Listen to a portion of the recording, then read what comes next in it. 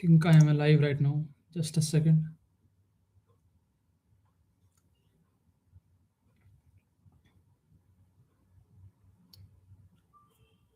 Am I alive right now?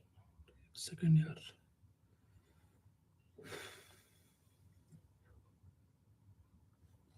Yep, we are live.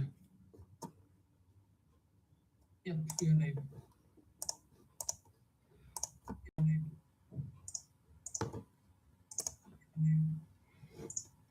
Screen share is on. Screen share is on. Okay. So, hello everyone. Welcome back to the channel. And here we are once again to talk about geopolitics. So, just like before, small disclaimer.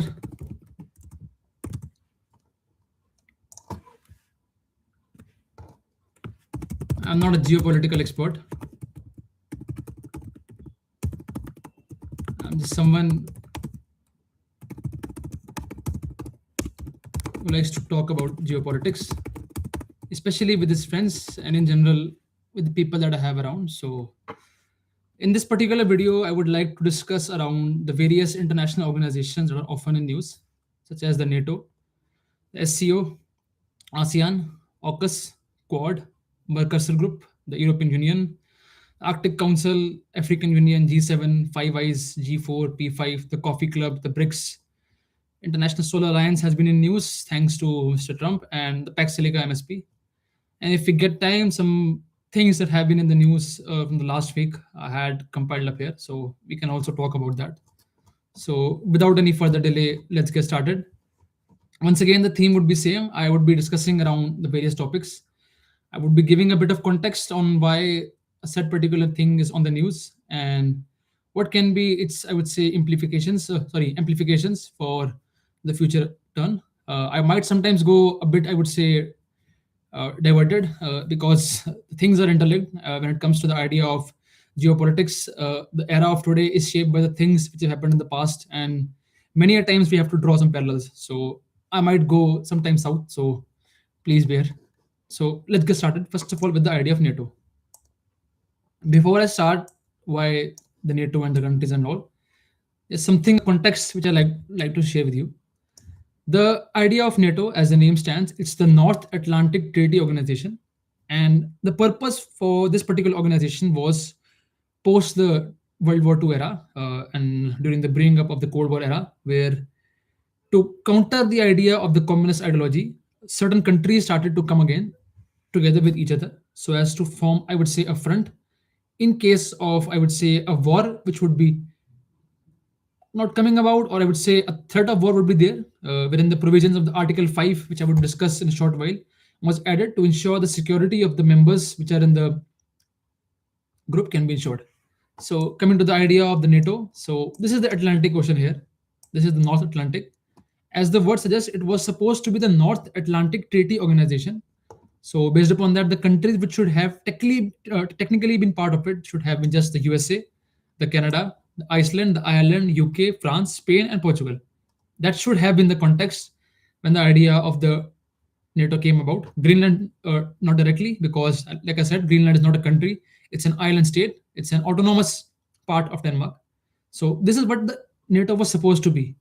But owing to the threat of Russia, the fear of the Cold War being, I would say, intensified, and the communism as a ideology being spread across the Europe, the fear started to brew up amongst the people, and many nations started to join NATO.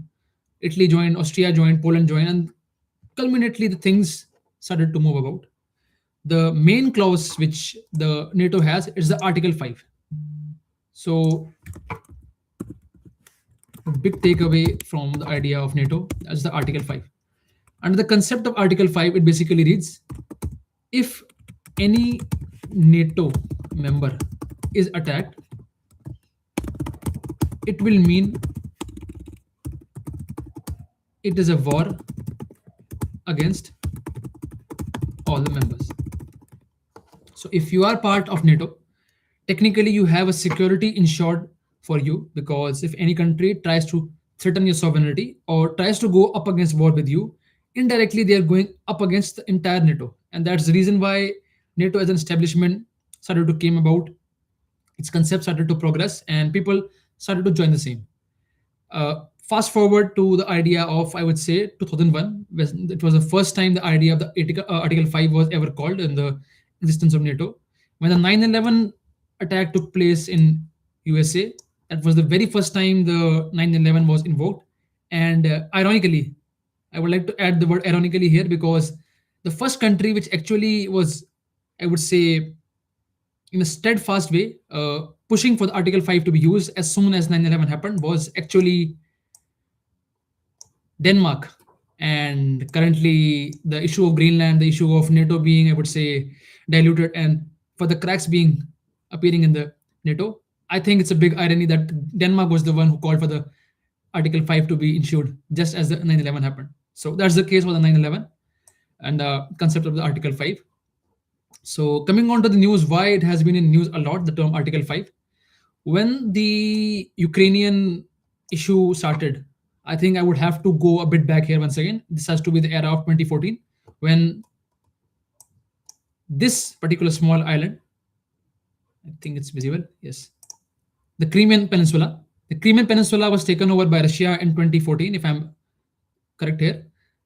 And that's when the idea of NATO being, oh, sorry, Ukraine being part of the NATO started to brew up amongst the administration of the Ukraine.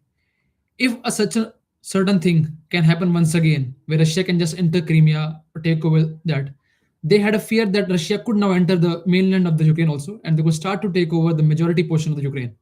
And that's the reason why the idea of joining the NATO, the voice for the NATO, started to keep on increasing in the case of Ukraine. And when finally the idea for the proposal came about that yes, maybe Ukraine can be part of the NATO, that's when the strategic military, I would say, operation, as Russia called it, started in Ukraine. And as the current state stands, the area of Kherson, Zaporozhia, Donetsk, Luhansk, these all areas have been taken under Russia. And here's when the idea of Article 5, once again, the security arrangements started to came about.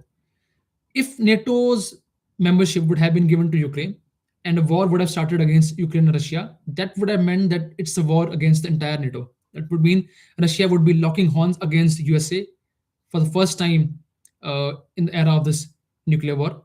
When it comes to the idea of the indirectly supplied, I would say, forces and revenue to the people which were fighting against each other, but directly they did not lock horns. But if Ukraine would have been part of NATO and a certain thing of the form which Russia has not done would have happened, it would have been a war against USA. So that's the reason why, for now, it was stability of issue, and so for now it was all and good. But when the idea of the Article 5, the security arrangements, started to once again brew up, things have started to take a bad turn. Last year, when Mr. Zelensky was vehement on Article 5 like security arrangement, he basically wanted that there must be some promise on the side of NATO and from the allies that if in case in the future turn Russia was to attack them, they should have at least some assurance that their sovereignty, their territory could be defended. And that's the biggest red flag, I would say, Mr. Putin has mentioned, because if there is a condition like a security arrangement in place, things can go for a chaotic turn. You can't expect for a US military agent or a soldier be standing on the Ukrainian land. And if in case a situation goes tense and God forbid that USA official dies, I think the whole world would go for a toss. And to avoid such a situation and also to ensure your security, see, you can't have, I would say, an army standing just in front of your home. Suppose you wake up tomorrow, the next day, and you see policemen or the army standing in front of your house, you would not like it. That's the case for the Russia also. NATO was supposed to be somewhere around here only, post the Cold War era ended, but it kept on expanding, and now it came just near to the, I would say, backyard of Russia, and the escalation that happened was, I would say, a reaction to that only. And that's the reason why now, when the idea of the once again security arrangements, Article 5, is being talked in the peace and diplomacy, which is being, I would say, orchestrated between the two, the issue has been raised over and over again. As of now, the key point which has been raised by the side of Russia has been, if a situation of security arrangements, the Article 5 is brought in Ukraine, it would be a no-no from the side for establishing a long-term peace. When it comes to Ukraine, they want to defend themselves, and that's why they ask for a security arrangement. Uh, if I have to be absolutely honest here, I think Ukraine did a big, I would say, miscalculation when it started this war. The thing about Russia is a huge country. See, it starts from here, and it keeps on going. Such a big area, such a big industrial base, they can easily defend themselves against big forces, and as has happened in the past also. Uh, Two major powers, the Napoleon and Hitler, they had dominated the landscape of Europe. They were winning everywhere. But the moment they moved their eyes towards Russia, that was the time they started to lose. That was the time they started to face some defeats. And if the history would have been a lesson for the rest of the world, I think going up against Russia would have been a biggest issue which the entire world could have think about. And that's what has happened. Technically speaking, Ukraine has got the support from the entire Europe, apart from the Russia angle. The USA has been supporting them, and despite all the, I would say, the military inputs, the infrastructure inputs, the money input, still they have not been able to, I would say, deter Russia. The sanctions were imposed, other things were happened, and still after that, Russia is still standing tall. And if a long-term solution has to become, a consensus has to be formed. You can't expect Mr. Putin right now to give these particular areas, the Crimea, the Donetsk region. You can't expect that. And also, you can't expect from Ukraine that they would be just giving about the area. So that's the reason why situations are on a hold right now. And the biggest issue when it comes to the idea of a standing conflict is the amount of money which starts to spend is more and more, because you need to ensure that the position is held on, and you need to keep on ensuring that the money flow keeps on going, that the initial baseline, the initial borders which has been drawn, that's established. So NATO is going to be in the news. It's already in the news with the issue with the Greenland also. The Russia angle, the Ukraine angle is going to come about. I don't want to mention the end. It was looking very, I would say, dire in the way things were happening. UK had sent a personnel in Greenland. Other countries like the France, the Poland, and other countries had also sent their military personnel towards the Greenland. I think approximately 57 military personnel were here, and USA was about to send some. Based upon that, situations were, I would say, going a bit south. But the Davos summit happened. I think a consensus, a small backdoor channel had started between the two regions, the USA and the NATO, and that's when I think some cooling has started to come up here between the two areas, and the idea of a direct takeover of the Greenland has started to stop down. And that's why I don't want to mention the idea of Greenland, the NATO issue right now, because these things are now in development. Even the idea of tariffs that were being imposed by Mr. Trump on the European countries, that's been put on hold. So that's something I would say a wait and watch for now. Wait and watch with respect to tariffs and Greenland. I did had a video already done on this, so it would help you give, I would say, a small angle. Post that, if some new situation comes about, I would surely make another video on this. Coming up next, well, we are talking about the idea of European Union, so I thought let's not talk about the Mercosur group also here. Just a second. So, European Union and India are about to sign a trade deal very soon. Everyone has been saying that it's the mother of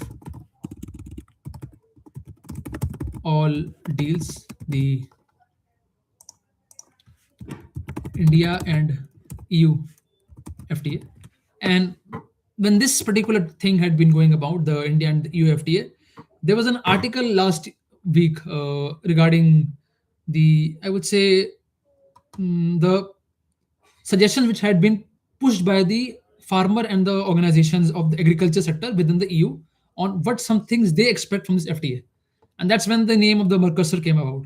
So a couple of years back, there was an FTA signed between the European Union and the Mercosur group of Latin America. The Mercosur group of Latin America consists of Argentina, Brazil, Paraguay, and Uruguay.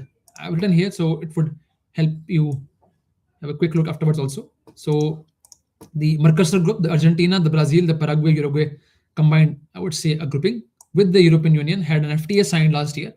And a major issue which was flagged in the European Union by the farmers was the idea of the agriculture. The concessions which were provided to the Latin America region on the export which they were about to do towards the European Union, the farm products, the agriculture products, it was seen as a big issue with the farmer organizations within the European Union. Many had started to lose on their, I would say, competitiveness.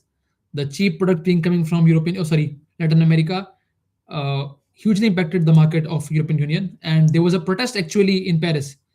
Big farmers, they brought their tractors close to the Paris, and it was a huge protest that happened. And that's why they had start to link it with the idea of the India and the EU FTA, which is about to get signed. That one of the biggest issue which we might see in the future for this particular deal between India and EU is the idea of farmers.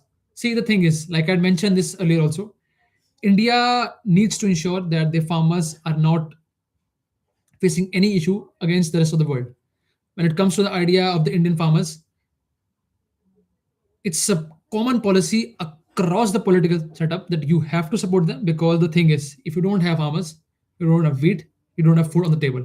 So we have to make sure that our farmers, who already are, I would not say that much competitive when it comes to the idea of the rest of the world, the economies of scale when it comes to the idea of the productivity and the ability to cash in the input, the output, and the outcome idea, it's a bit, I would say, at a lesser turn as compared to other foreign countries. We don't have that big of that big of machines, that big of lands, which can, I would say, translate towards a concrete production. The values which can be achieved by the farmers in Australia, the France, the America. So that's why we need some safeguards, and that's the reason why this particular thing was in news. Even Poland's deputy minister, which is in India right now, he also mentioned that the idea of the farmers is being discussed, and we hope that a consensus can be reached in which the security of the farmers can be ensured in India. That's why this particular thing was in news. It's a good fact to know about the Mercosur. Now, coming to European Union. So when it comes to the idea of European Union, I would like to show a particular map first of all here.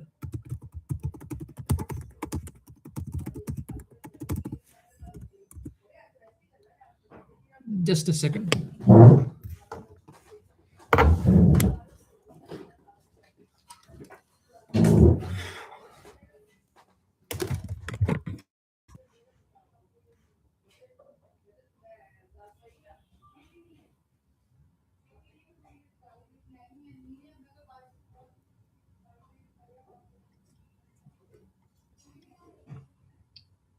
Hello, hello, hello. Hello, hello. Yeah, it's working fine. So coming up ahead.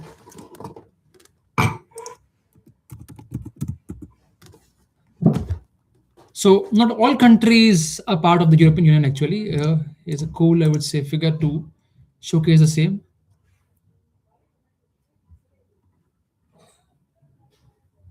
Yeah, that's it. So this is the map of the Europe, and there are not many countries which are actually part of the European Union directly. The famous examples being the Switzerland and the Belarus. So directly, not all countries are part of the European Union. UK at a time was part of the European Union, but post the Brexit and their own, I would say, the ideas of how they wanted to view the monetary and the other aspects of their fiscal policy, they took a decision to leave European Union. And this is how the idea of the European Union looks about.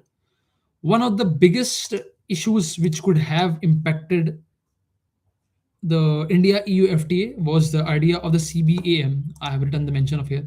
Also, the Carbon Border Adjustment Mechanism.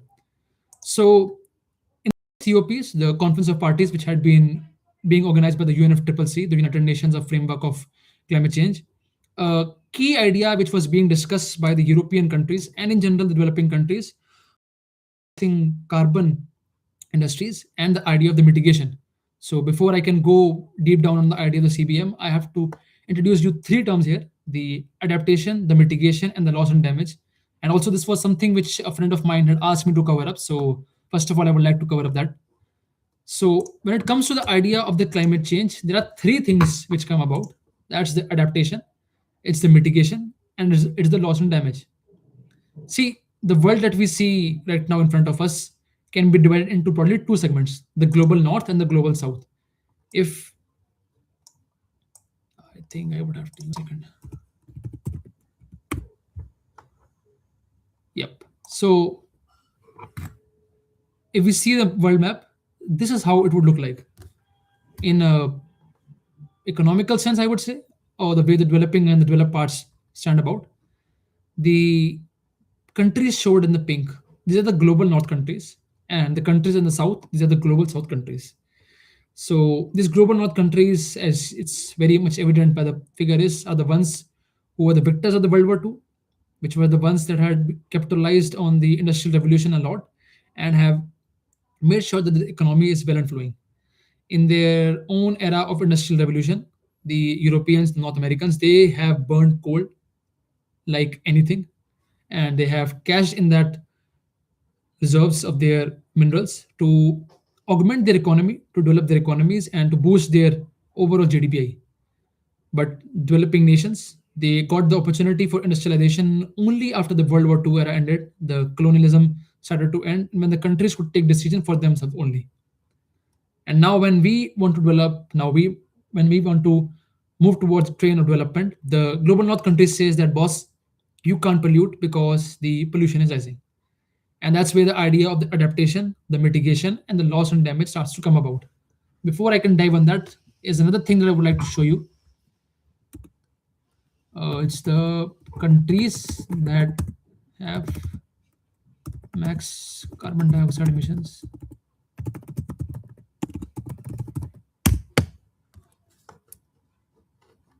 Yep. So this particular graph shows you the top CO2 emitting countries as a cumulative basis since 1750. USA dominates the chart. China, thanks to its, I would say, the economy which they have, the way they operate, they had ramped up their overall industrial production.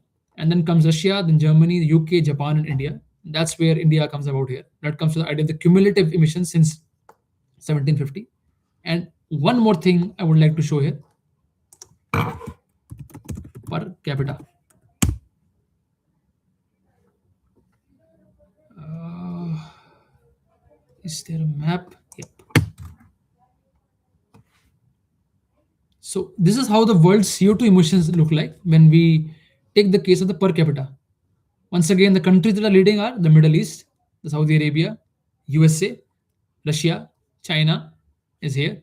Then comes Germany, Poland, South Africa, Italy, UK, Turkey, and here comes India after here. So not only the cumulative emissions which have been done by the majority of the developing countries, you can see here's India, here's South America, here's Africa, here's Asia, which are the majority of the countries that are part of the global South.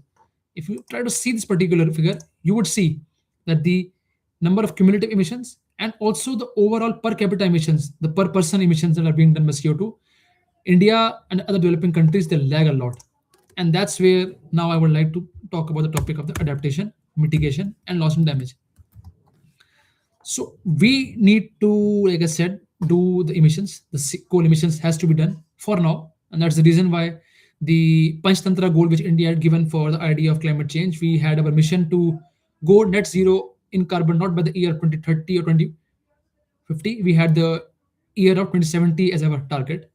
So coming to the adaptation idea, when the climate change would start to come about and when suppose the ice caps would start to melt, the adaptation idea can be very simply linked to the idea that we are adapting to things that are going to happen. You must have heard a lot many times that people say that we will construct a wall. A wall will be constructed across the border and that will protect us from the floods. We could, I would say, add on to the dams. Another methods could be used. And based upon that, we will adapt to the things that are happening. That's where the idea of adaptation comes about. And India and other countries in the global south are the ones that say that we will adapt based upon the things that are happening. And that's the reason why you hear the terms of the resilience with that. Adaptation comes to the idea of resilience. And that's the reason why India supports initiatives like the CDRI. And if I have to now show you the formula, full form of this, it's the coalition for disaster resilient infrastructure. Like I said, in the case of the adaptation, we have to build up a infrastructure or a particular case in which we are able to adapt or be resilient against the coming climate change. And that's where the idea of the CDRI or in general the idea of the adaptation comes about. Coming to the next, the mitigation. When it comes to the idea of mitigation, this is something which is promoted by the developed countries. See, the thing is, developed countries have done their job. Now they have money, and now they can, I would say, adapt towards the green climate and the technologies which is involved in the same. They can replace their chimneys and refurbish them with carburetors, the caps which are introduced there, which allows them to refine the air which goes outside. They can use other techniques, they can use another measures. Green hydrogen is something that they've started to slowly invest in, and that's where the idea of the mitigation comes about, where they say that this damage has been done. Now we have to stop this damage, so we have to take up measures which do not increase the overall CO2 emissions. And that's where the idea then comes about, the idea of the carbon border adjustment mechanism.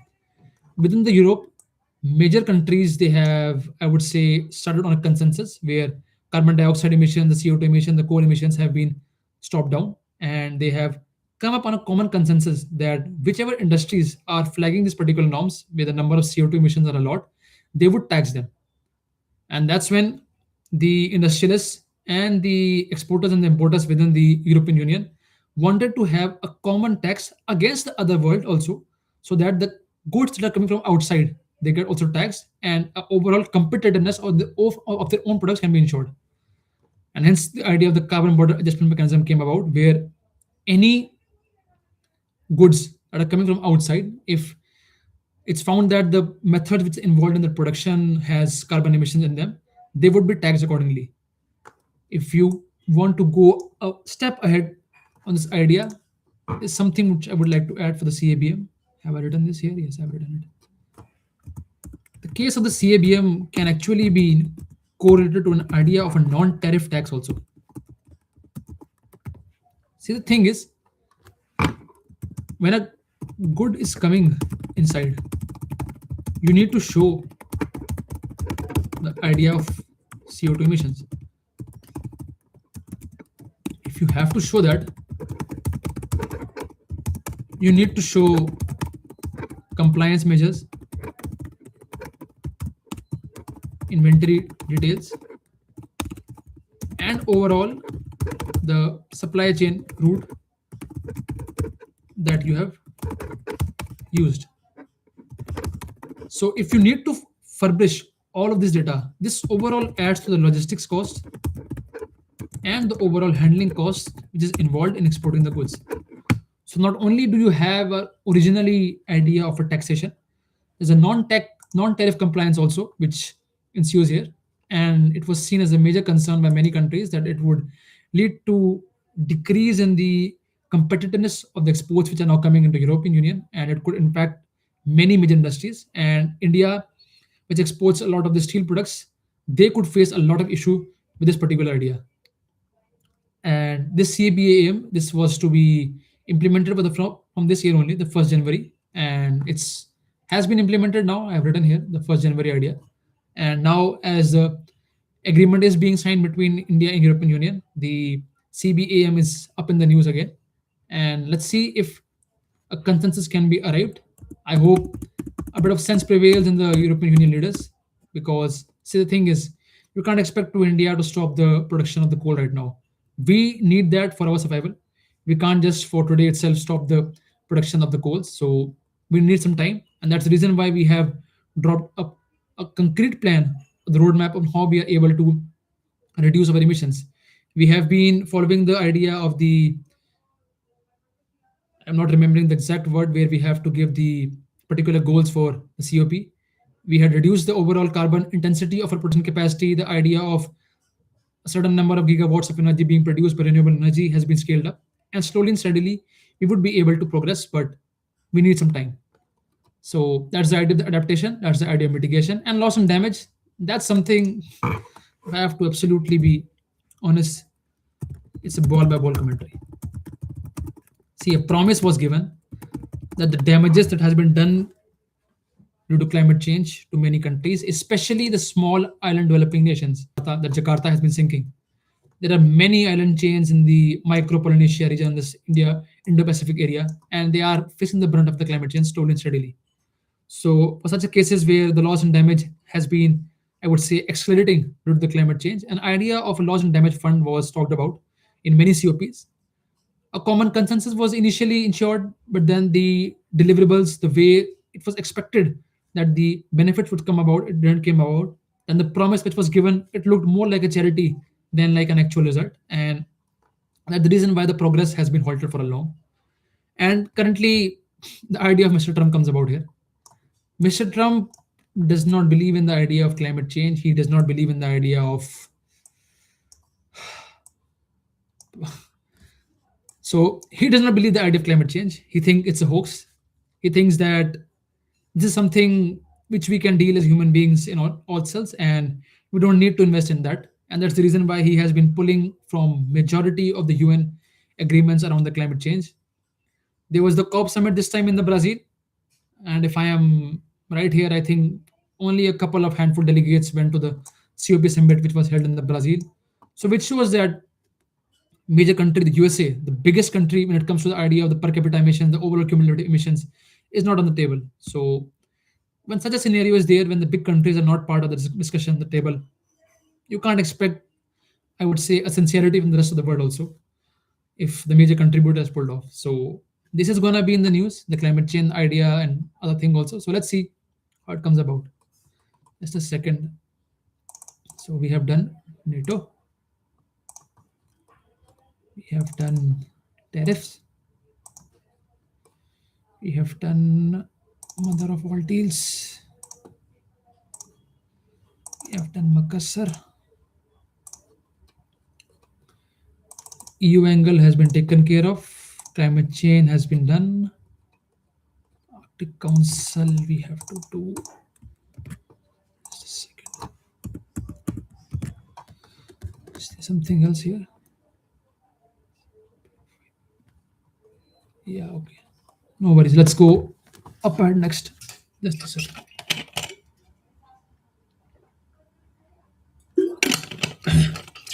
So while we are talking about the idea of climate change, is something that I would like to do.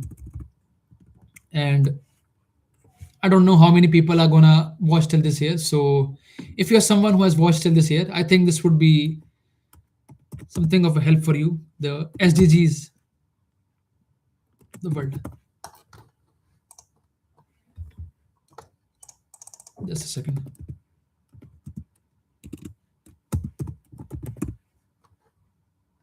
SDG goals.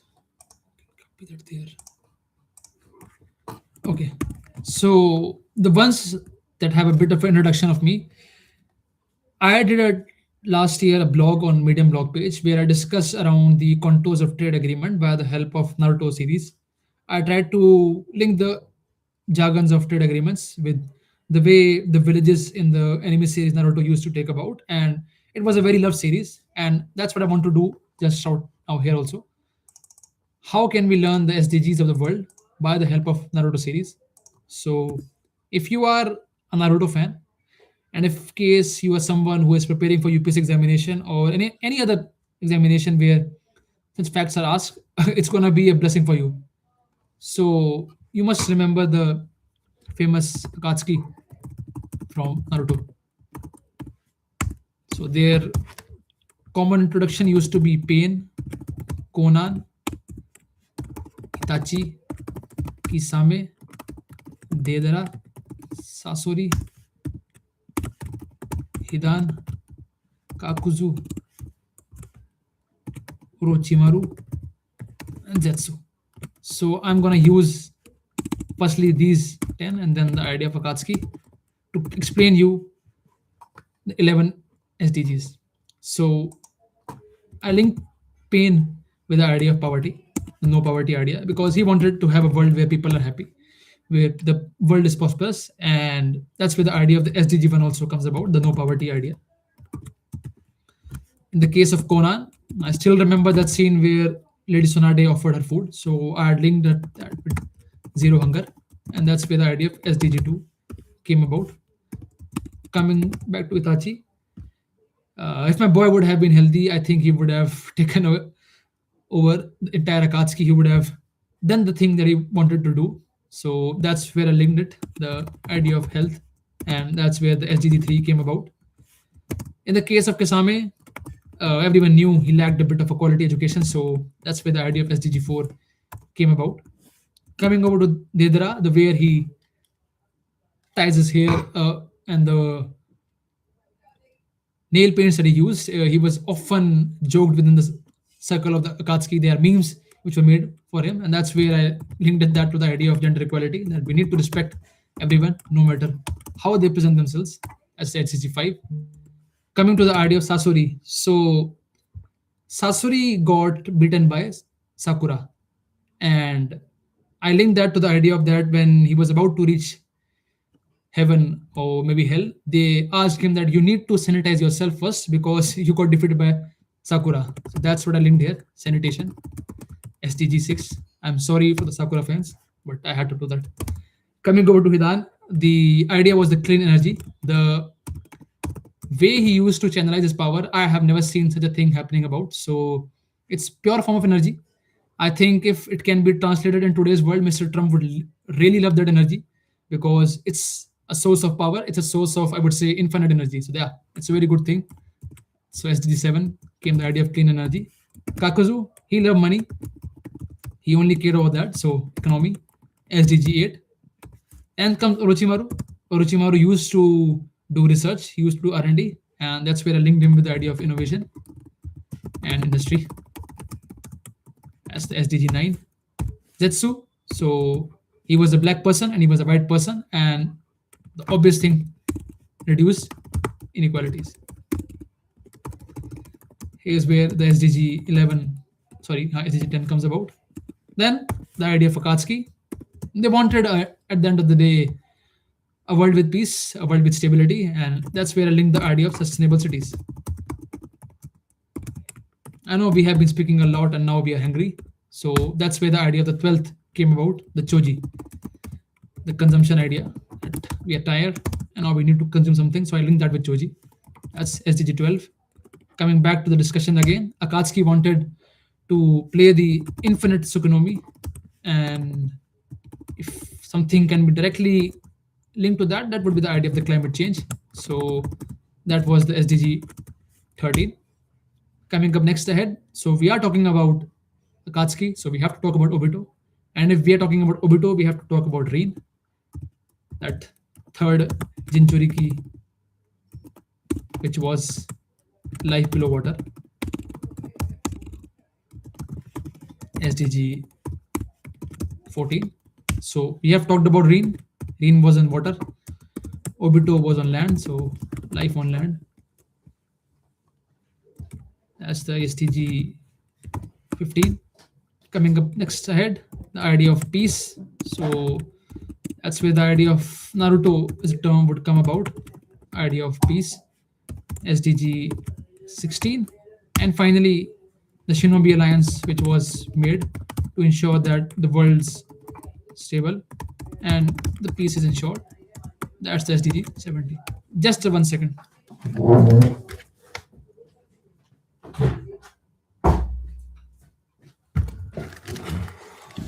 So sorry.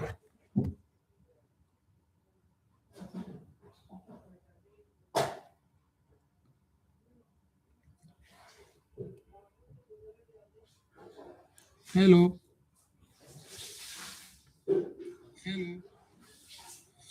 I have a quote here. Any assessment on EU to proceed on security and defense partnership with India as they push on strengthening its security and defense capability? So I have a question in the chat here. Any assessment on EU to proceed on security and defense partnership with India as they push on strengthening its security and defense capabilities?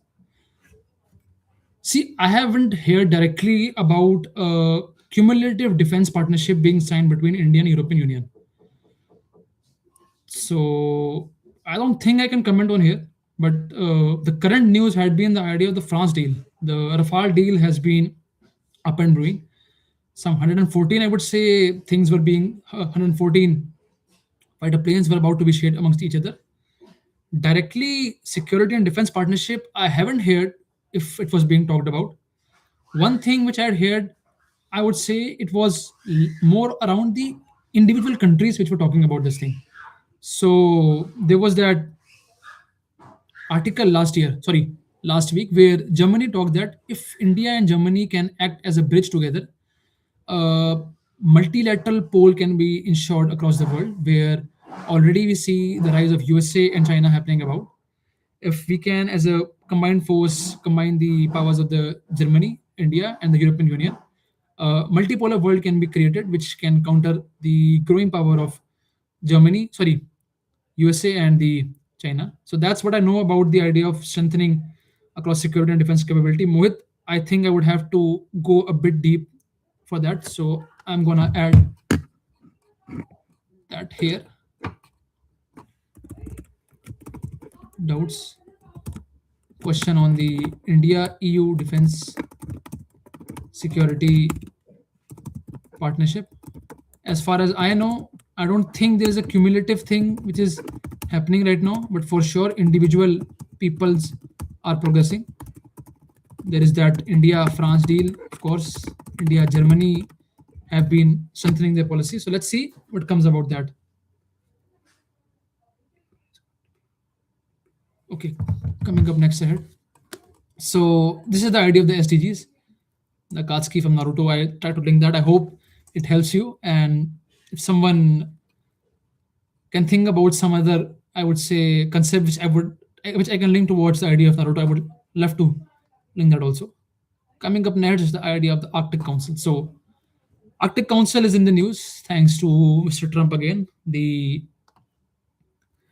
Greenland had been in the news for a while, and here's where the idea of the Arctic. If I have to scale down the map, Arctic Council somewhat is this particular area, and they're the countries that are part of it. And here's a acronym for the same: the Curd Fins. It includes Canada, includes Russia, includes Denmark due to Greenland. It includes Finland. It includes Iceland. It includes Norway, and it includes Sweden. So Arctic Council, that's been in the news for a while, and that's why I thought I should mention here also that the Arctic Council contains these particular countries in the news. Just a second, I'm very sorry.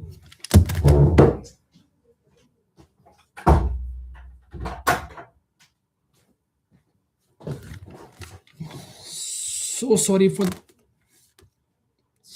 the disturbances. So yeah, this is the Arctic Council, which had been in the news, the area of the Arctic Ocean. And here's something which I would like to add on for the idea of the Arctic Ocean. The Arctic amplification. This is another query I had got in my last video. So the thing with the climate change is it has had its ramifications across the world, but there are some particular areas which are facing the brunt of climate change very much severely, and that's where the idea of the Arctic amplification comes about. See, the thing is,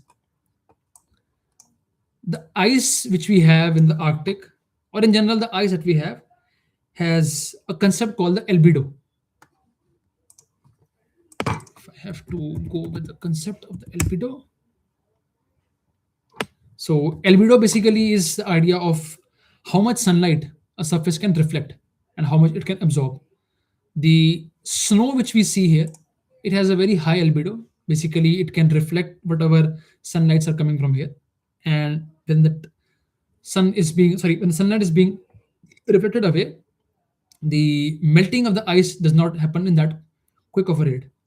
But the thing is, as and when the climate change has been, I would say, expanding up, and the amount of carbon dioxide emissions have been increasing, there has been incidents of a black soot-like layer being established on the thin ice across the world. And when that thin layer of dirt, the thin layer of smoke starts to settle down on the ice, the albedo of the ice starts to reduce down. And as the albedo starts to sink down, the overall, I would say, the absorption rate of the sun started to increase, which increases the melting rate of the ice. And as and when the melting rates of the ice starts to increase, a chain starts to build up, where the melting leads to further absorption of heat, Further absorption of heat leads to melting, and that cycle starts to keep on moving about. And that's something we are seeing in the Arctic area. The ice has been melting at a quantum rate. The speed has been increased a lot, and we are seeing a case of an accelerated climate change here. But there are some people who are actually happy with this, and that's the Russia here. See, the thing is, when you zoom in here, maximum majority of this region was at the earlier times just pure ice, and it used to be an issue for Russia because any and the other issues happening about. But if in case the Arctic would have been open, they could have gone for exploratory missions here. They could have gone from a long chain from here and then reach China or India, and it could have worked from them. And now, as and when the climate change has been, are the one who are actually happy. They are now able to explore the Arctic ice. Arctic Sea. They are able to explore the minerals and the reserve which have been located in this particular region. So that's something that's been in the news for a while. That as and when the idea of the climate change starts to build up, the country that is actually very much happy, that's Russia. So that's for the idea of the Arctic amplification, idea of Arctic Council. Okay, coming up next ahead, we have African Union G7. Just a second.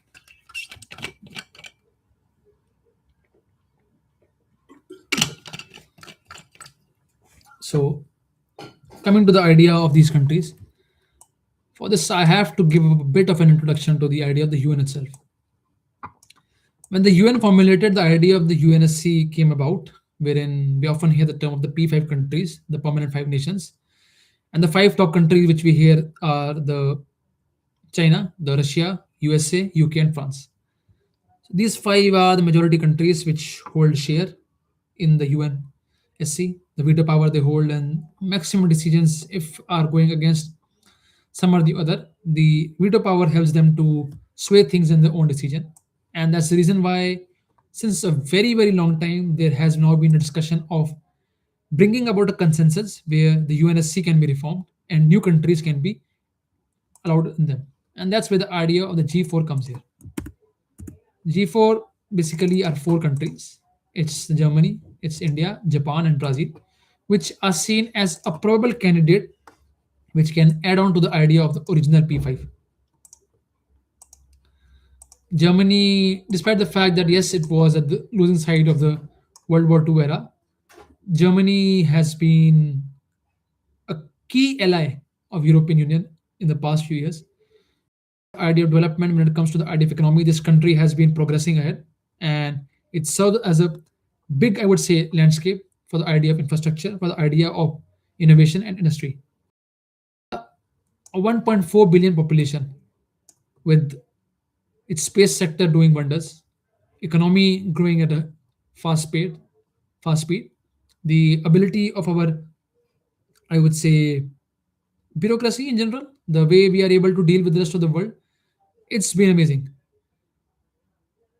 I know we have our own faults. Yes, we have to somewhere or the other at the end of the day avoid some tough decisions. Often we do not go for the idea of direct commenting on the countries, the way things are happening in the UN. We often choose to abstain. But more or less, the respect that we hold in the foreign affairs and in general the reputation that we have now for our country, that's just another thing. So to exclude India from the setup of the UNSC, it's just something that won't say a common. It does not seem at all a commonsensical thing. I remember Elon Musk had mentioned this. Even other major powers of the world had said that India should be part of the UNSC, and I don't see no way why we should not be part of that group. Next up, after Germany, India, we have Japan. Japan has been at a cutting edge of the idea of technology defense. Even USA has a base operating here in Japan. Yes, once again, the same idea of the World War II. Japan was at the losing side, and that was the reason why it was not initially included in the idea of the UNSC. But if we try to see the way the things are right now, Japan is a force to reckon. And the fourth country, that's something from South America, and that's the Brazil, which is seen as a part of the P4, sorry, G4. But like I said, it's not that easy when it comes to the idea of reforming UNSC.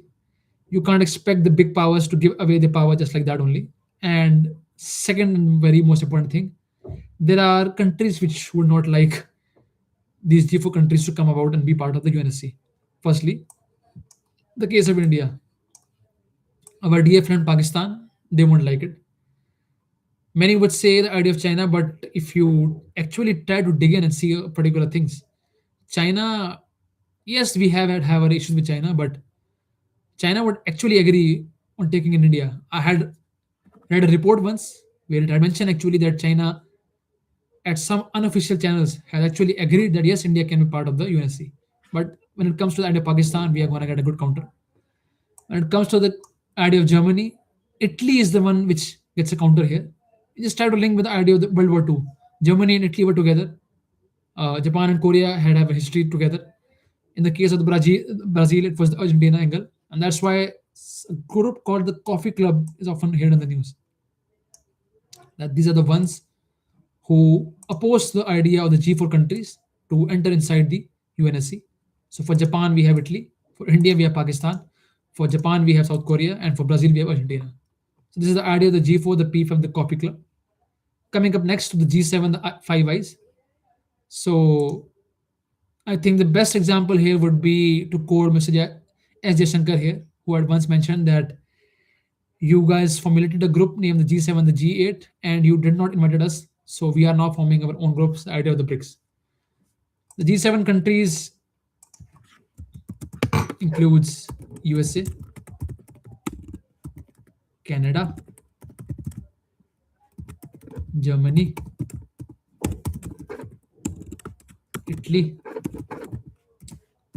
UK, France, 6, and the European Union. I think Japan was also there. I'm forgetting one country. Just a second. 7 countries: Canada, France, Germany, Italy. Yep, was right.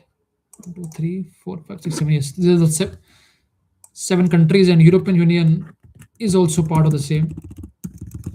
So I think like this would be better. Plus European Union. Originally, it used to be G8, where Russia was also part of the group, but post the issue of the Crimean War, which we had discussed in the starting of the video, the G7 the countries choose to remove Russia from this group. So G7 as a group, as we can see, is a power heavy group. It has USA, it has Canada, it has Germany, it has Italy, it has UK, France, Japan, and it has the European Union in itself. The majority, I would say, portion of the GDP of the world gets occupied by these particular countries, and that's the reason why whenever this country meets or any official or unofficial statement comes about from these countries, we see the media channels are filled with that. When I said the idea of how you can link countries to shopping, Canada would be surely there because these countries go in sync often. Whenever you would hear the word of Spain, another country, once again, the World War II era, alliances which had been established in the World War II era, somewhere or the other, they still exist. Somewhere or the other, the shadows remain. And often, when we start to see the idea of the groupings, the way the countries operate, we see the hint of that there. So that's the case for the G7. Five Eyes. But the thing is, it was in the news last year a lot during Mr. Trudeau, the issue of the Niger, and I'm forgetting the name of that other person. He used to comment a lot. So yeah. So in the case of the Five Eyes, the USA, Canada, UK, Australia, and New Zealand, they have formed a strategic group in which they share intelligence with each other. And it was in the news when Mr. Trudeau had, without any particular reason. Now, the reason was very simple. It was to save his own skin in his own politics. But we know how it all ended. He, for no reason, without any justification, without any concrete proof, he accused India and its tactics that we were involved in the killing of Niger. There was no report published by them back then also. There has been no report by them right now also. And at today's stage, he is not the president of, he is not the PM of Canada also now. So that just shows If you try to use your politics to hurt the sentiments of the overall geopolitics or the way foreign relations are dealt with in another country, you are going to face, I would say, the brunt in the long run, because you can't expect to go against India for no reason whatsoever and not expect some, I would say, there's a word they say that you try to throw dirt towards the fan and it would just come about hit you on the face. That's what happened in the case of Canada also. Trudeau tried to, for no reason, accuse India, and it led to a crisis within his own country. He tried to divert the issues which are happening there, and hopefully now we have a very good PM. I think I had written here, or if I had not written here, I would like to read something from last couple of 2 days which I had written. Just a second. So the new PM of Canada, Mark Carney, his name is, if I am not wrong, Canada new PM. Yeah, Mark Carney. So there was a Davos summit which had happened recently, and the thing which is said I very much liked about the way he said that, and I think it pretty much sums up the current era of the geopolitics. So he said that if we are not at the table, we are the one who are on the menu. And the other thing which I very much liked about him was the way he was so open to say that we need to say the things for the way they are and not hedge and beat around the bush. He said that the middle powers, such as the Canada, he was, I would say, humble enough to say that Canada is a middle power. And he said that we need to live the truth by naming the reality. Stop living in the idea that the rules based order exists right now. It's no more a functional thing. He directly says that we should say that the era of today is a system of intensifying great power rivalry, where the most powerful pursue their interests using economic integration as a coercion. And we are seeing that. The idea of tariffs, the idea of individualism, the idea of the bully tactics, like you mentioned, these are just being done to appease and to fill up your own pockets and to build up your own legacy. It's a very nice thing yesterday, and I had making a couple of notes for that. That it's a rupturing time. Vulnerability is being used to arm twist people. Mutual benefit in the name of integration is becoming subordination. And the way problem solving used to happen, the architecture is falling off. And if the rules are not going to protect us, we need to protect ourselves now. The transactional gain, more or less, if it builds on the idea of just the business, it's going to impact the rest of the world. So no later. That's the idea for the Five Eyes. African Union. I don't think why is this is here right now in the news. I don't think it was in the news directly right now, but let's see if it's written. So yeah, for the case of the African Union, I think the reason why my friend had said me to talk about on this would be the case of the global south itself.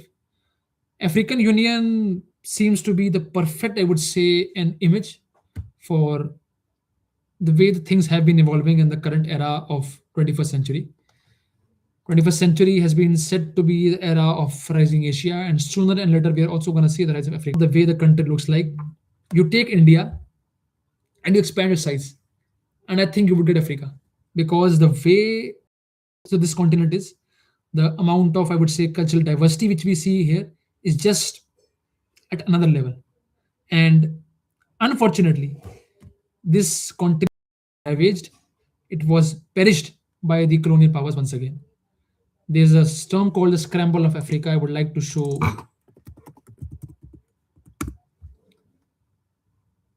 this particular map, scramble of Africa.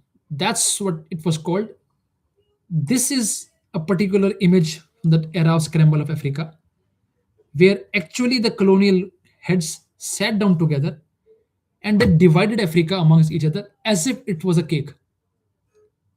If you try to see the map of Africa, even currently right now, you can see there are straight lines that have been drawn. Boss, you can't draw straight lines when two cultures are involved.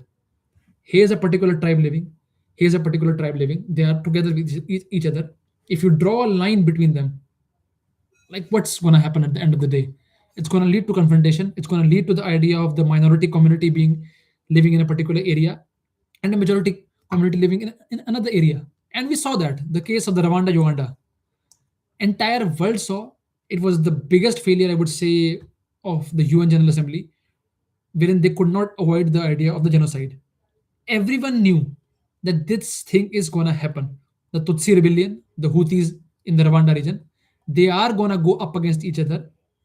This issue is gonna happen, but still nobody stepped in. The so-called colonial powers, the so-called the big leaders of the world, the US, the UK, everyone was silent here, and we know what happened. I think it was the 1993 Rwanda genocide, or when it was. I'm not remembering the date. 1994. I'm very sorry. 1994, the genocide came about. The Tutsi and the Houthi rebellion, which exceeded in such a way that it ended up being a genocide of the Tutsis in Rwanda. Nobody came here. Nobody helped there. And the biggest reason why this particular issue happened was you had forced two tribal communities to live together, which did not have, I would say, good relations with each other. When it comes to the idea of tribe, they see things with we versus them. And if you now try to intermingle a majority community with a minority community, and if you don't have a landscape to see how things are going to happen, it is going to go south. And that has happened. The Rwanda genocide happened. That ramification went towards DRC. The M3 rebellion started. I think I can go for an hour when it comes to the idea of Africa, so I would limit myself. But yes, thanks to my friend, Africa as a topic, I will cover in detail. Just for the short term, the issue of Rwanda went to DRC. We see in DRC the civil war had been happening for a long time, and in general, this country has been ravaged with the case of the civil war and the coups. Sudan had that issue. Everyone know what happened there. Last year, the people which were involved in the original coup, they once again went against each other itself only. The Saharan countries, Burkina Faso had a coup, Cote d'Ivoire had a coup, Senegal had a coup, Sierra Leone had a coup, and they vehemently said one particular thing, that we need to make sure that the France, the UK, and the other powers which are still living inside the African Union, they have to go out. They have to pull out from here. You can't expect now that they would be respecting those colonial masters. That's in the news for a long time. It's a very interesting topic that I have now come across once again, thanks to my friends. So yeah, I will cover this in long detail. So coming to the idea of the scramble of Africa, see, this is how they actually divided this country. In the initial run-up, they thought that this particular region of Africa was completely empty. I think there would be a map here. I think there would be a map here. Africa map before discovery, yes. So this is how they actually used to see Africa. So they knew about Egypt, they knew about this top area, because see, once again, it's the connectivity idea. This was directly connected here. Libya at that time in the Roman era used to have Hannibal. I've said the word Roman. I can go on about that also. So this I would like to cut short here in a very small word. Hannibal used to be here, and the Romans used to be here. So these particular things had been in the news from the long. This particular area was something which Europe knew. Egypt was known to them. Morocco was known to them, and even the border countries were known to them. When most of the European nations came to India, they did a pit stop at the Cape of Good Hope, and from the Cape of Good Hope, they went all across and now then reached India. So that's how the map looked like. You can see here the border areas, but within the continent, they had no idea what was here, and that's where it started. That let's start a scramble of Africa. At that time, a Belgium king, he wanted to have a colony of its own, because he was saying ki all my friends have a colony. UK has a colony, France has a colony, Spain has a colony, Portugal has a colony. So why should I not have a colony? So he went inside Africa. He saw the potential, and that's where the scramble of Africa started. So my respect to the Africans. They had to face a lot of, I would say, atrocities from the hands of these Europeans, the slavery, the trades issues, and still we see the things happening about. I had discussed a particular trade agreement, sorry, a convention with one of my friends recently. It's the Bamako Convention. Sorry for going a bit of an off train, but It's the Bamako Convention. So there used to be a while where Europeans used to dump their hazardous waste in Africa. Like they would take their waste to Africa and they would say, "Boss, take this money, and we are dumping our waste here." But when world started to see, they were like, "What's happening? You can't just, in the name of the monetary, go and dump your waste somewhere." And that's where the idea of the Bamako Convention come about. So that's the case of African Union, and that's the case of Bamako Convention. ISA and Pax Silica, I think I would cover up this in a separate video together because it's a completely different topic here. BRICS is something I would like to cover in its own independent agency because it's once again in the news. It's been developing. I can give a bit of an introduction to that, but I think it would be better if later on I can cover it. Okay, so we're left with something now. Quad. Because ASEAN. Okay, I we are left with ASEAN. Just a second.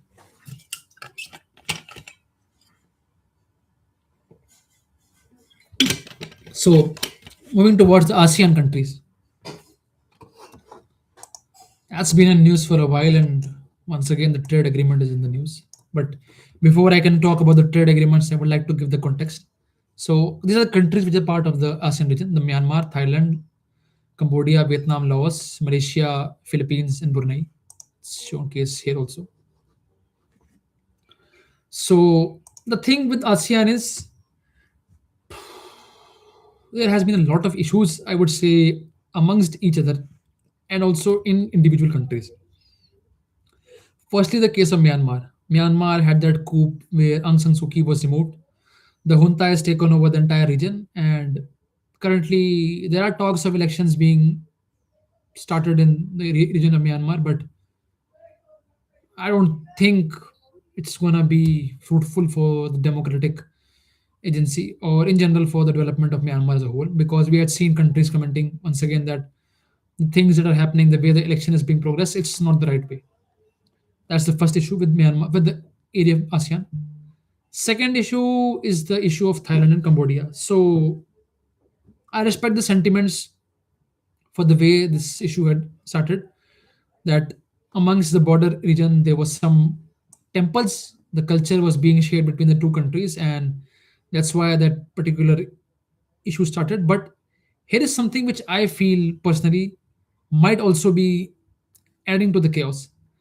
See, the thing is, Thailand is a close partner and ally of USA, and Cambodia is a close and partner of, I would say, China. And whenever two big names, it used to be Russia and USA back in the Cold War era, now it's China and the USA. When such two countries are involved, and we know more or less there is the indirect involvement of USA and China, things start to become complicated. Thailand has the support of USA. They have the F-14, I would say, 15. F-15, they have the F-15. And Cambodia has a backing from the side of China. So, yes, it's a skirmish between two countries, but it also looks like something of the sort of a proxy war. So that's another issue. Then moving towards Vietnam and Philippines, that's the issue of once again China here. The South China Sea has been a hotbed of confrontations between the countries each among. There has been bullet tactics. There have been two folk going up against each other, and unfortunately, this region has become an area of chaos. So that's three things which I feel are tied to the ASEAN region: the angle of Myanmar, Thailand, Cambodia issue, and the angle of China and South China Sea. And that's where I would say India has been seeing its impact. So we have a FTA with ASEAN countries, and it was expected that we would achieve good benefits to have that FTA between the two of the regions, and we have had a share of benefits coming against those trade agreement. But just a second. So sorry.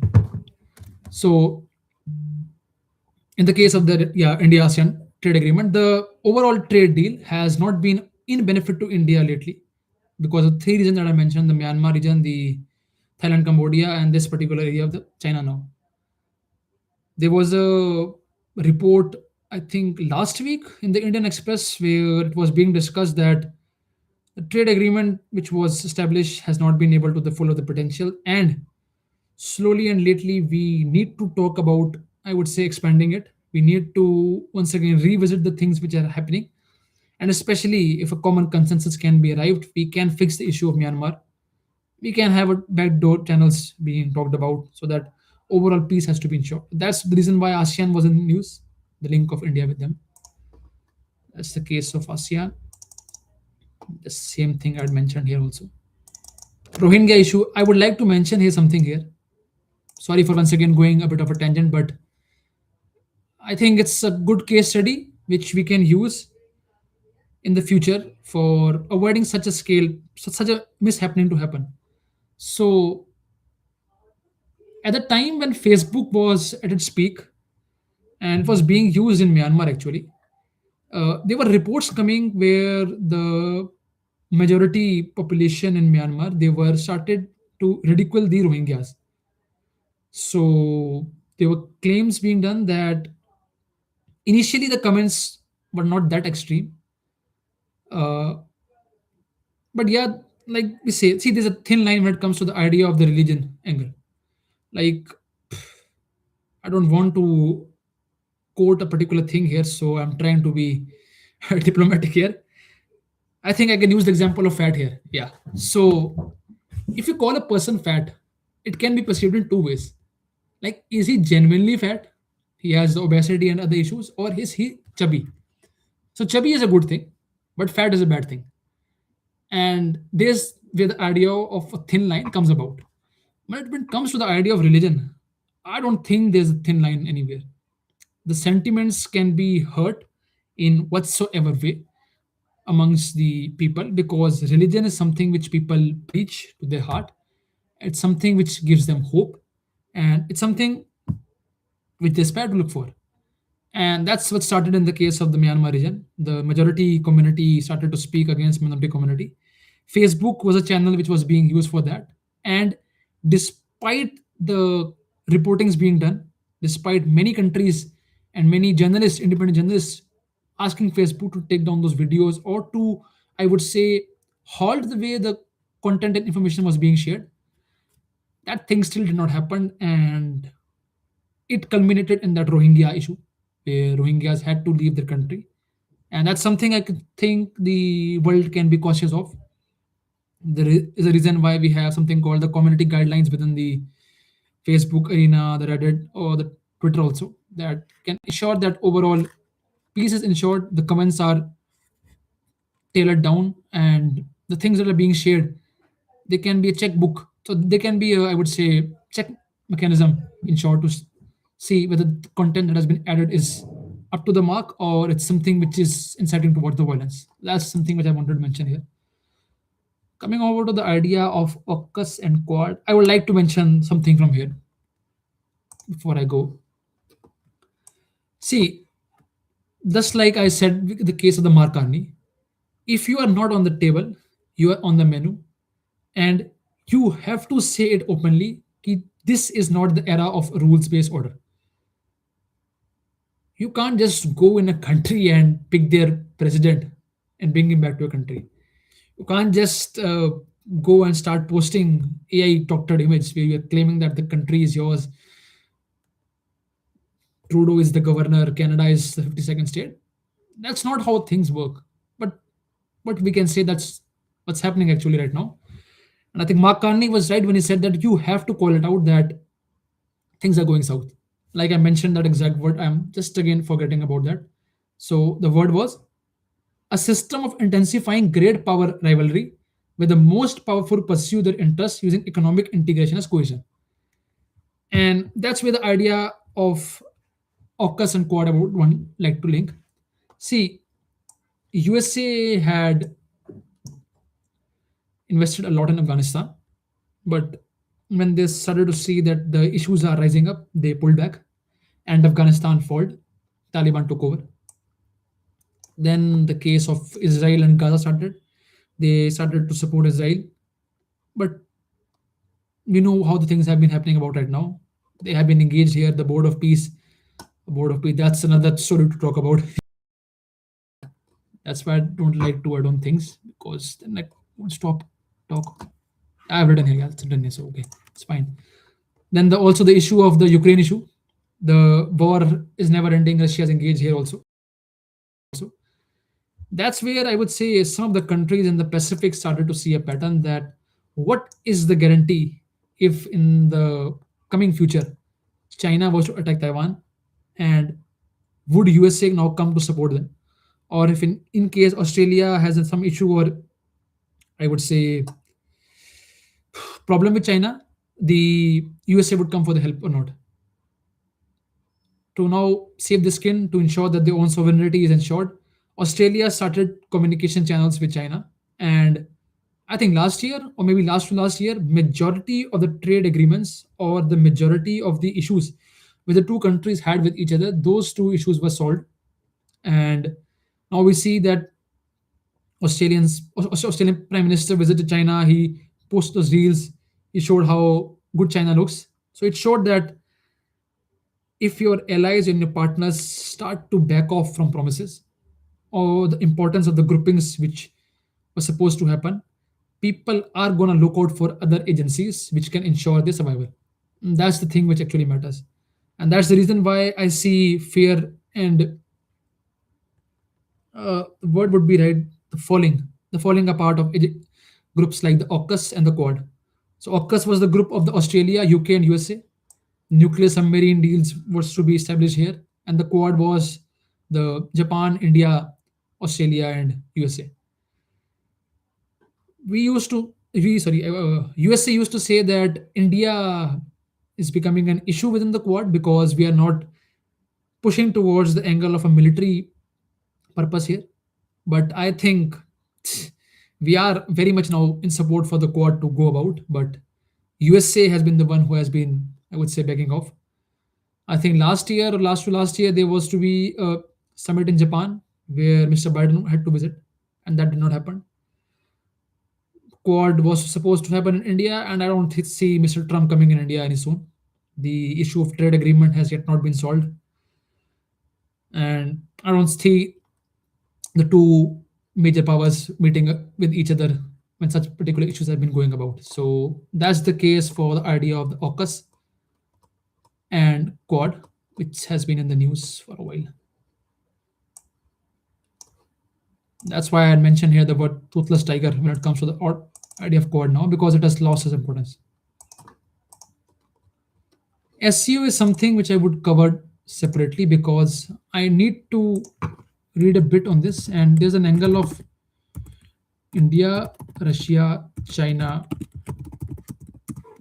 trilateral partnership, which I want to love, which I wish to talk here. So I would need a bit of a time to prepare for this.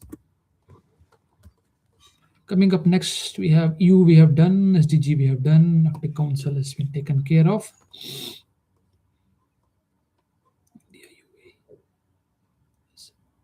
Yeah, this is something I can talk about with you also. So before that, there's a term which has been in the news a lot, the China plus one, where countries are now diversifying apart from China and they are strategically positioning their industries out of China.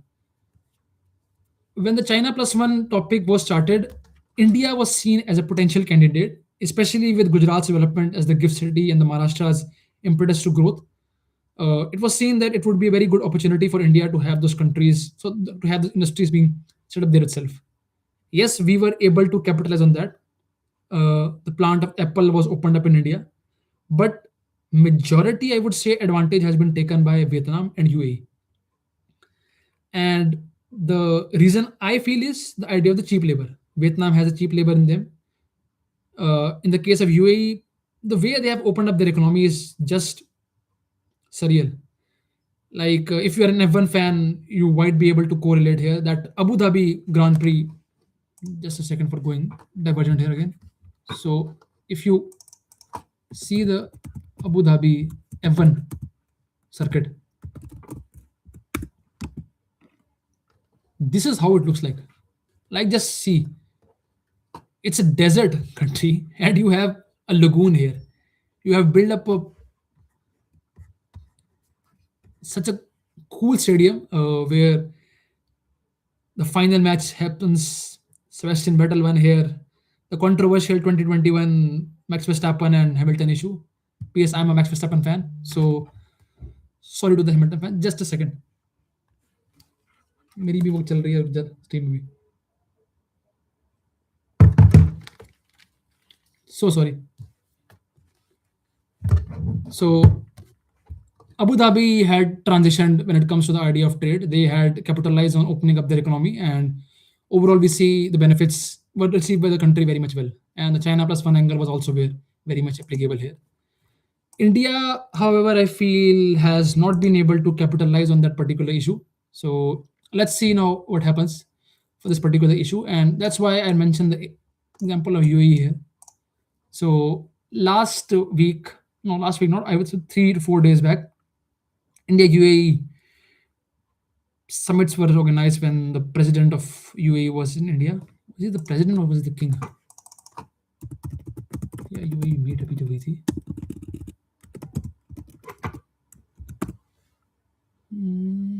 President, yeah, was the president who came about.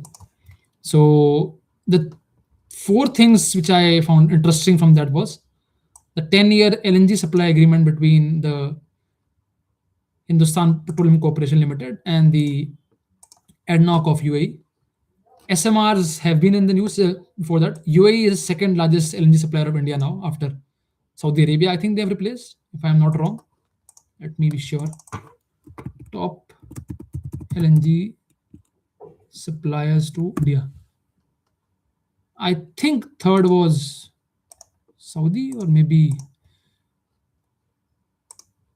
I don't know, Oman maybe. Yeah, it's Oman. Yeah, it's Oman. So yeah, Qatar was at top. Nigeria. Oh, that's a new information for me now. Distribution of India's LNG imports. Qatar is topping UAE. Angola is a third. I did not have about that idea. So yeah, that's a good fact to know. I think I have to study on this. I would update this because I don't have idea who is the third and who is the fifth one. Let me add a red flag here. Okay. Yeah, SMRs have been in the news. We had the budget discussion also last year where we are in for ramping up the small modular reactors in India for our nuclear energy supply, and the Shanti bill in news. This is gonna be quite a while, but it remains in the news. The doubling of bilateral trade is something that has been envisaged. I think we are currently at $100 billion already. So yeah, that's a good thing which has been happening. The India UAE agreement of the FTA came about in the era of 2022, the CAPA, the Comprehensive Economic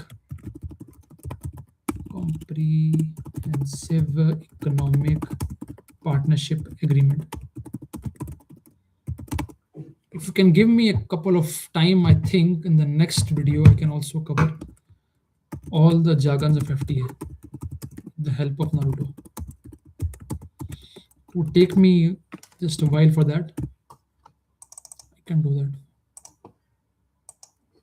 So yeah, that was the case of the India UAE. Why UAE as a news matter right now? It's once again up and building news. So you must have heard of the term Houthis, the faction which has been countering Saudi Arabia for a while in the border region of Yemen. And Saudi has been fighting against them since a while. There's a faction within those group which has a backing or a financial, I would say, channel from the UAE side. And that's why it has been a news where two of the giants of the Middle East, the Saudi Arabia and the UAE, are about to lock on once again because of the Yemen issues. That's why UAE had been in the news. India, Poland. So yeah, it's an interesting fact I got to know recently, and I think you know why it was in news. So Poland's deputy prime minister is in India, and he's also S. Shankar.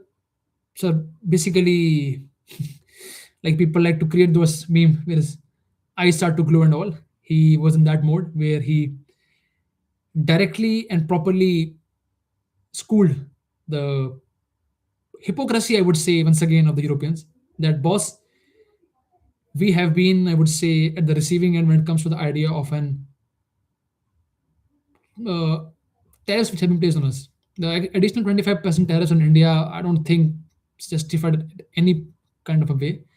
When you were also someone who had been dealing with Russia, USA has been something that I've been dealing with them from quite a while. So that's something that we had mentioned up. And that's where Mr. S. J. Shankar said that don't forget the Dobri Maharaja angle. I did not understood what that Dobri Maharaja angle meant, and then I had a look for the Google, and I got to know that when the World War II had started and the Polish children were displaced during the World War II era, there was this king of India, Dobri Maharaj, from the Navanagar, India. I think this is the Malwa region, if I am not wrong. Let me be sure. Navanagar. It's Malwa region? No, it's the Kathiawar region of the Gujarat. Okay, I'm very sorry. It's the Kathiawar region. So yeah, that was in the news. So I thought it's an interesting fact, I think, to share with the people. So that's for that. Trade, yeah, he's that has been expanding up. Mr. S. Shankar mentioned that the trade has reached 200% of a growth. Investment has been rising up, and ties between the two countries have been good, as has been mentioned by the Deputy PM. Coming about the geopolitical developments, yeah, this is something I'd already discussed in the last video also, that most of the trade agreements, sorry, most of the deals of the nuclear power era, which were between the two countries of Russia and USA, are about to expire. The New START treaty ends very soon, and the doomsday clock is ticking. Mother of all deals, yep, that's in the news. So I would cover it when I have more information about that. I don't want to do a ball by ball commentary for that right now. What do we have here next? Yeah, so this was also in the news recently, the Budapest Memorandum, and I think it's basically the part of Budapest comprises for sustainability. Yep, I have to read this once again. I think somewhere or other it has to have a link with that. What is this Budapest? Just a second, let's have a look together only. Purpose of assurances. Budapest Memorandum purpose was to secure non-proliferation by getting Ukraine, Belarus, Kazakhstan to give their inherited Soviet nuclear weapons in exchange. Okay, respect the sovereignty, independence, and borders. Okay, so it must have been in news somewhere around the idea of the NPT, and that's why I would have mentioned here. My friend would have sent me to talk about this. Cool, interesting fact to know. Yep. Ah, yeah. Here's the USA's with respect to Board of Peace. I have something for here. Just a second. So I had written a post on LinkedIn for this only regarding the US Board of Peace Gaza. Why I feel it's a bit of a dicey issue which has come about, and there's some particular things which I am also afraid on this particular deal. Firstly, the deal has not been signed by the president of USA. It has been signed by Mr. Trump himself. So whether the chairmanship of that particular board would be with Mr. Trump even after he is the president, and if that's the case, what would be, I would say, the mechanism in which we could have another person to become the chairmanship? That's something which has been an issue, because the details which I have so far, it says that it's a voluntary removal. So if he wishes to step by himself, that's when such things can happen where a new chairman can be appointed.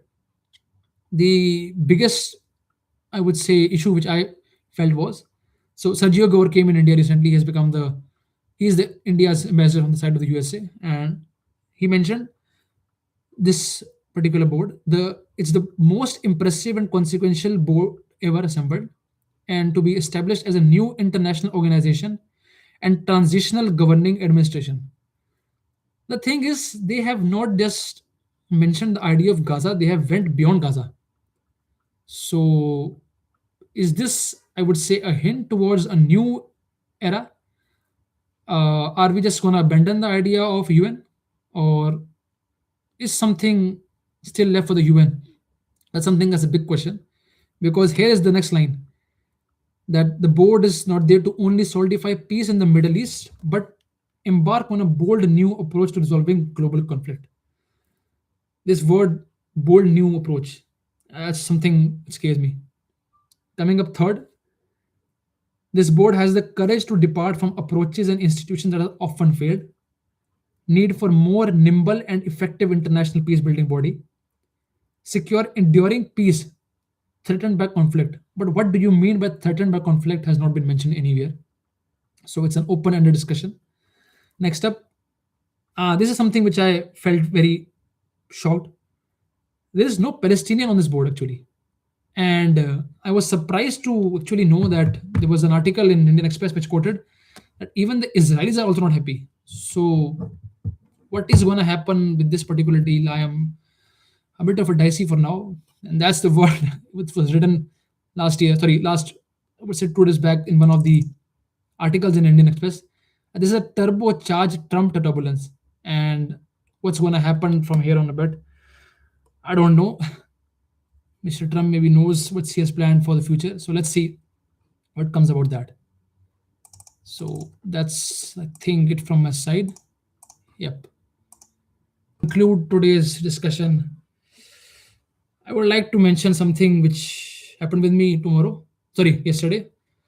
There was this event where I had to speak on a particular topic, and something which I had read a long way back. I don't think it's something that I've been reading about regularly, but something, yes, I had been following about, was somewhere back in my head saved. And that helped me to give some good pointers yesterday. And that's where the idea of one of the quotations by Chris Williamson from the channel of the modern, sorry, what's his channel name exactly? Modern Wisdom, yeah, Modern Wisdom, came about, where he said that occupy your niche, be the way you are, focus on things which I would say differentiate you from the rest of the world. And when you keep on doing that, you are able to build up a personality about yourself, which gives you a competitive edge over someone else. Uh, I don't know how many people would have watched this video till now, and I don't fear, I would say, adding on to this particular next things which I'm about to say. If you're someone who's been following me on LinkedIn, it's, I don't think, any mystery right now that I had left the preparation of UPSC a long way back. I don't wish to disclose what my future journeys is for now, because it's something in development. So yeah, I think if the time is bit, I would say, calm and the stars in favor, I would sure very soon update how things have been going about. But something that I felt in this cycle of UPSC and in general, the way the life is, things are gonna go off one day or the other. One day you are gonna have your USSR, and the next day it's gonna disintegrate. You don't know what's gonna happen. The Berlin Wall can fall any day. So, but the only thing that we can, as a human being, is learn from the lessons. The reason why I love geopolitics and world history is the lessons which it gives us. If you try to see the lessons which our forefathers and the people have given since past, same things have been building up today also. I had mentioned the example of that area of the Romans and the Hannibal. So there was this great king from the Roman side, Marcus Aurelius. I like to call him that he was a philosopher who was forced to become a king. And there's that Stoic quote which he likes to mention that, or I would say he likes to hint that you can have everything you want, but sooner or later you have to have a bit of a temperance within yourselves. The idea of money, the idea of having everything is, I would just say, a farce. At the end of the day, we are not meant to live for 1,000 years. We are gonna die sooner or later. So forever, how much time we have left in this world, it's better that we do good things. It's better that we follow the path of justice. We follow the path of righteousness. And I think that's a lesson which the entire world needs to know. That despite the fact that he was such a great king, he had a huge army for the Romans, he still chose to, I would say, have a temperance in life and focus on things that actually matter. And that's why he's still respected in the current world.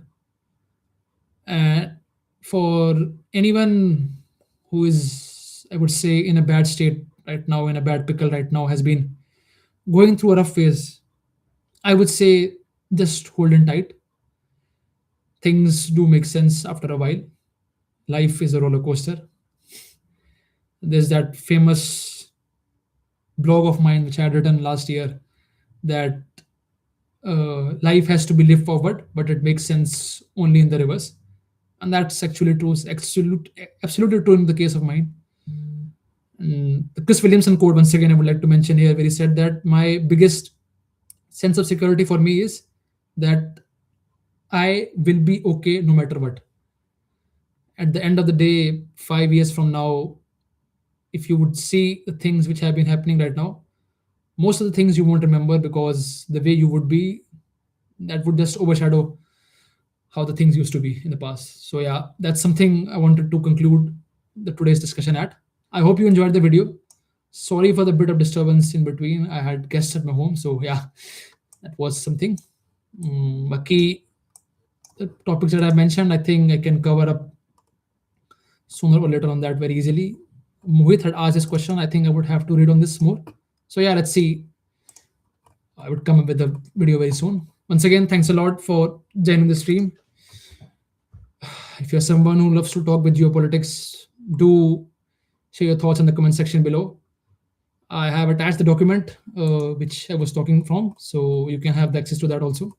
And if you wish to connect, I have my LinkedIn ID, Instagram page, and the Medium page also attached on my channel. So do check out. So thank you. Take care, and just at last message.